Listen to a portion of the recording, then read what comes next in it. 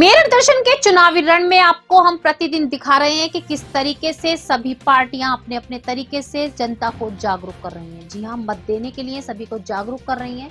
साथ साथ जो उम्मीदवार खड़े हुए हैं वो अपने बड़े बड़े दावे कर रहे हैं कि जीतने के बाद क्या करेंगे। तो सबसे पहले मैं आज आपको लेकर चलूंगी सबसे बड़ी खबर, जो दिन भर की खबर है कि मेरठ आज ओबीसी पहुंचे। जी हाँ, नमस्ते, मैं मेरठ दर्शन से निशा।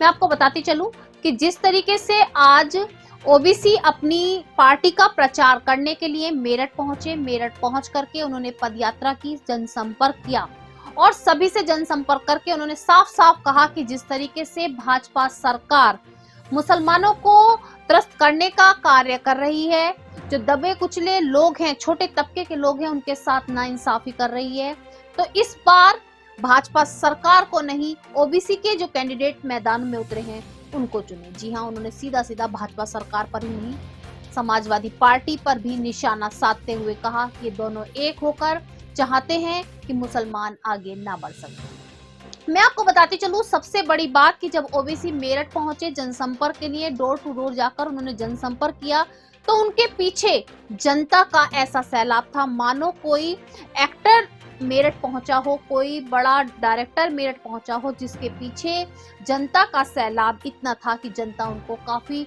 देखने के लिए, उनकी एक झलक पाने के लिए काफी उनके पीछे दौड़ रही थी।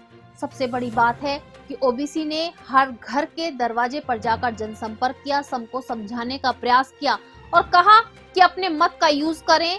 इस बार भाजपा और सपा सरकार नहीं, ओबीसी ने जो कैंडिडेट मैदान में उतारे हैं उनकी पार्टी के कैंडिडेट को चुनकर विधायक बनाए, और यदि उनकी पार्टी का कोई भी व्यक्ति विधायक बनता है तो वो हमेशा उनके साथ रहेगा, उनके स्तर को उठाने का वो प्रयास करेंगे, साथ साथ कंधे से कंधा मिलाकर चलेंगे। जितनी समस्याएं आम आदमी के जीवन में सामने आ रही हैं, बेरोजगारी और बहुत सी समस्या ऐसी हैं जिनसे आम आदमी जूझ रहा है, उन सभी समस्याओं को वो दूर करेगी।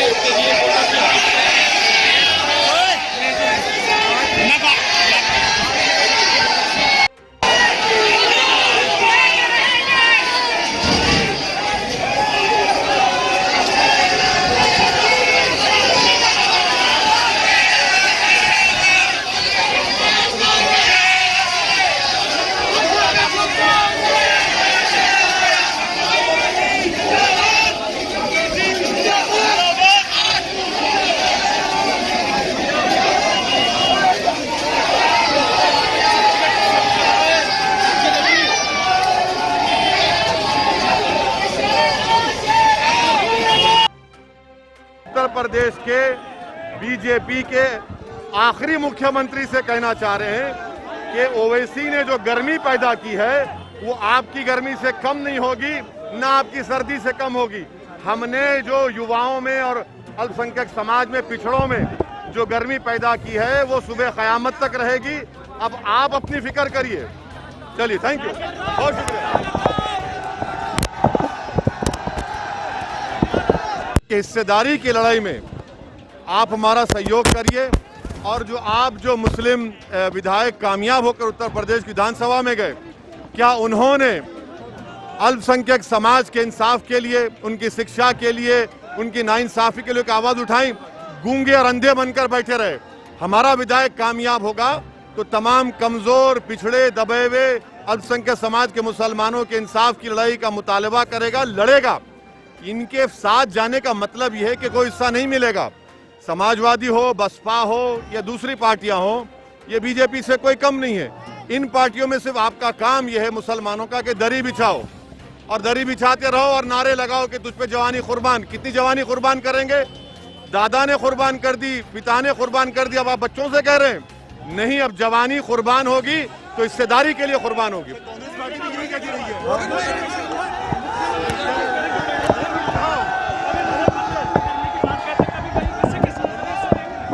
देखिए, वो रोजगार नहीं दे पाए युवा को। उत्तर प्रदेश के 4% के ऊपर अनएम्प्लॉयमेंट हो चुका है। जीडीपी ग्रोथ उत्तर प्रदेश का कम है। तो इसीलिए जब उनको ये महसूस हो रही है कि दूसरी ओर मैं आपको बताती चलूं, जो जनसंपर्क करने के बाद ओवैसी किठौर में पदयात्रा करने पहुंचे, वहां पर भी उन्होंने लगभग 1 घंटे जनसंपर्क किया, डोर टू डोर जाकर सभी को जागरूक किया। उसके बाद वो दिल्ली के लिए रवाना हुए। 4 गाड़ियों के साथ दिल्ली के लिए रवाना होते समय जब वो पिलखुआ फ्लाईओवर के पास पहुंचे तो उनके साथ एक हादसा हुआ। जी हाँ, मैं वो हादसा भी आपको बताती चलूं। उनका कहना है कि एक गाड़ी उनसे आगे थी, उनकी गाड़ी सेकंड नंबर पे थी, तो गोलियां चलाई गई। 1 2 नहीं 3 4 फायरिंग उन पर की गई। फायरिंग के बाद उनकी गाड़ी का टायर पंचर भी हुआ और सबसे बड़ी बात, उन्होंने गाड़ी चेंज कर दी, लेकिन जो पीछे वाली गाड़ी थी, 2 व्यक्ति वहां पर थे जो हमलावर थे, जो उन पर गोलियां दाग रहे थे।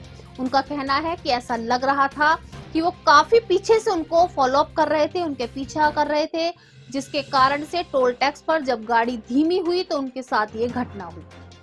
लेकिन अल्लाह ताला उनके साथ था, जिसके कारण से कोई भी ऐसा बड़ा हादसा नहीं हुआ। लेकिन उन्होंने ट्वीट करके पूरी जानकारी दी और सभी अधिकारियों से, निर्वाचन आयोग के अधिकारियों से और पदाधिकारियों से कहा है कि इस तरीके की जो असुरक्षा उनके साथ हुई है, इस पर जांच बैठाई जाए कि ऐसी घटना कैसे हुई और चुनाव तक इस बात की सुरक्षा की जाए कि किसी और के साथ भी ऐसी घटना ना हो। अगर वो आज सतर्क नहीं होते तो उनके साथ बड़ा हादसा भी हो सकता था। सबसे बड़ी बात है, जो हमलावर थे उनमें से एक हमलावर को गिरफ्तार कर लिया गया है, पूछताछ चल रही है, दूसरे हमलावर की तलाश भी चल रही है। तो आप देख रहे हैं, जहां चुनाव की रणनीति सामने आ रही है, उम्मीदवार अपने दावे कर रहे हैं, वहीं पर अब ये हमले जैसी घटनाएं भी सामने आ रही हैं। देखना तो ये होगा कि जनता किस तरीके से अपने विधायक को चुनती है, अपनी सरकार बनाने की तैयारी में लगती है कि कौन सी सरकार बनेगी। माहौल कोई नहीं बिगाड़ रहा, तो क्यों मैं कह रहा हूं, बाकी भीड़ हटा दो यार, भीड़ हटा दो। चलो चलो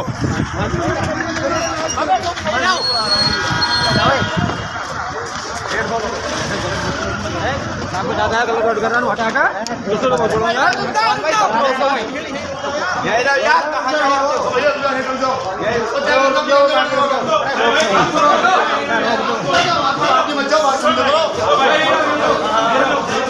चांद भाई गेट पे खड़े हो, चांद भाई। आज हम सुबह में दिल्ली से निकले, हम मेरठ में और किठौर में हमारा पदयात्रा था।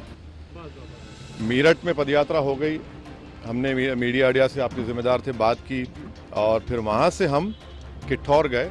किठौर से हम, मेरे ख्याल से हमने 3 बजे से 3:45-3:50 तक हमने वहाँ पर पैदल दौरा किया। फिर हमारे नुमान रोफिल साहब के घर में हम गए, वहाँ पर थोड़ा बहुत लंच का, चाय का इंतज़ाम था, करके नमाज़ पढ़े और वहाँ दिल्ली आने के लिए जब हम इस पिलखुआ के पास जो टोल गेट है वहाँ पर हम पहुँचे, हमारे साथ 4 गाड़ियाँ थी।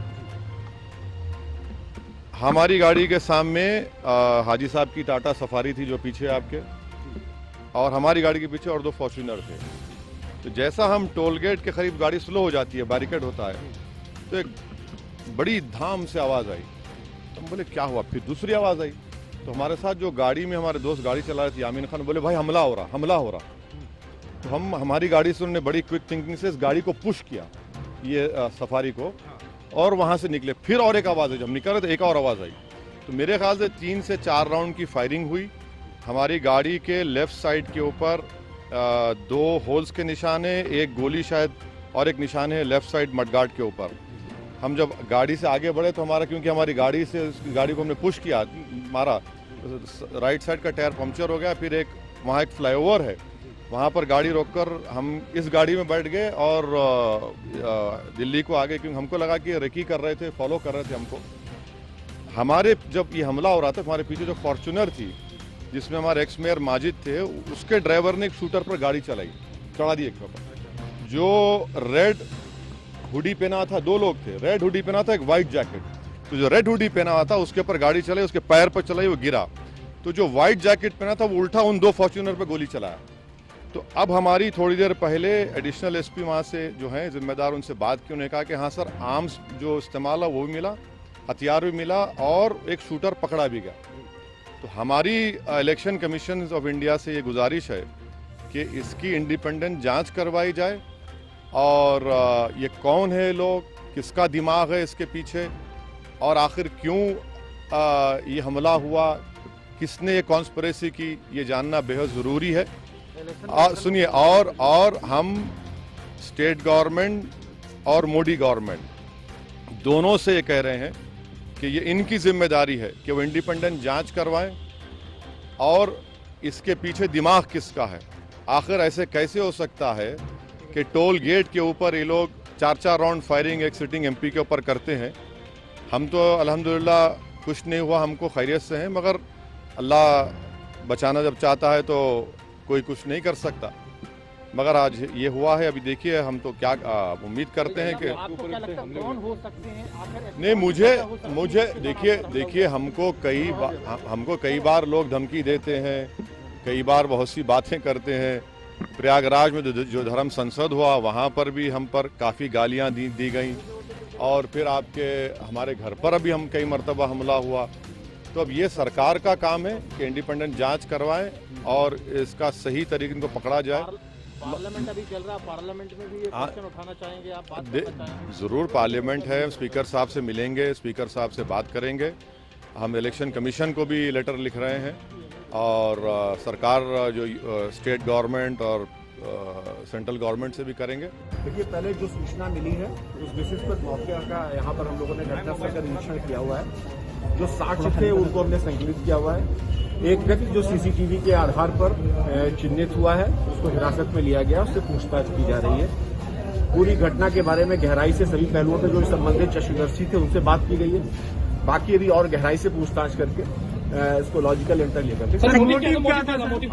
अभी बहुत प्रिलिमिनरी है सारी चीजें। वो यहाँ से आए, यहाँ पर 2 लोग थे। अभी ये भी इन्वेस्टिगेट करना है कि इनके साथ में थे या पहले से खड़े हुए थे। उसके पश्चात ये सिचुएशन एक हुई है।